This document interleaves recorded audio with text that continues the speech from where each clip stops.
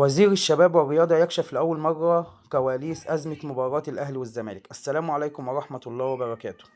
تحدث أشرف صبحي وزير الشباب والرياضة لأول مرة عن كواليس أزمة مباراة الأهلي والزمالك الأخيرة، مشيرا إلى أنه تدخل في الأمر قبل وقت قليل من انطلاق المباراة المقرر لها يوم الثلاثاء الماضي 11 مارس.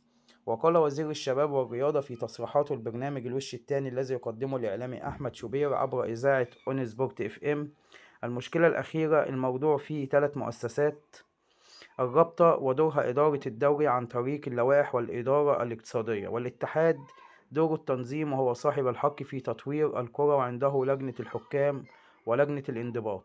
الأهلي اعترض على مشكلة الزمالك السنة اللي فاتت، اعترض على مشكلة مؤجلات وحصل عدم توافق مع الرابطة. وأضاف وزير الشباب والرياضة: الزمالك السنة اللي فاتت تحمل قراره في إنه انسحب والرابطة طبقت عليه قرار الانسحاب. السنة ديت الأهلي قال إنه هنسحب وهو يتحمل قراره، والوزارة ملهاش دعوة، هناك لوائح. وإشارة أشرف صبحي: تدخلي في اليوم الأخير يوم 6 مارس. الرابطة قالت ده امتداد لشكل الدوري ومباراة الأهلي والزمالك 11 مارس، ويوم 9 مارس طالبت الرابطة تحكيما أجنبيا لمباراة القمة، والاتحاد في لوائح مكتوبة ينفع يوافق وينفع ما يوافقش، ينفع كده وينفع كده حسب الغزالة يعني.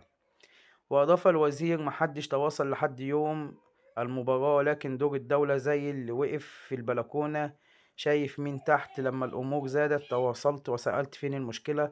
الفترة من 6 إلى 11 مارس لازم يكون في حل، وتواصلت مع وزارة الرياضة السعودية وفورا تم توفير حكام سعوديين.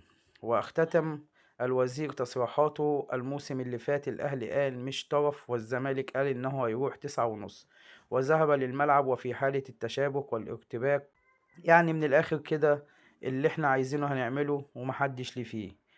أهم حاجة تصلي على النبي، والسلام عليكم ورحمة الله وبركاته. مع السلامة.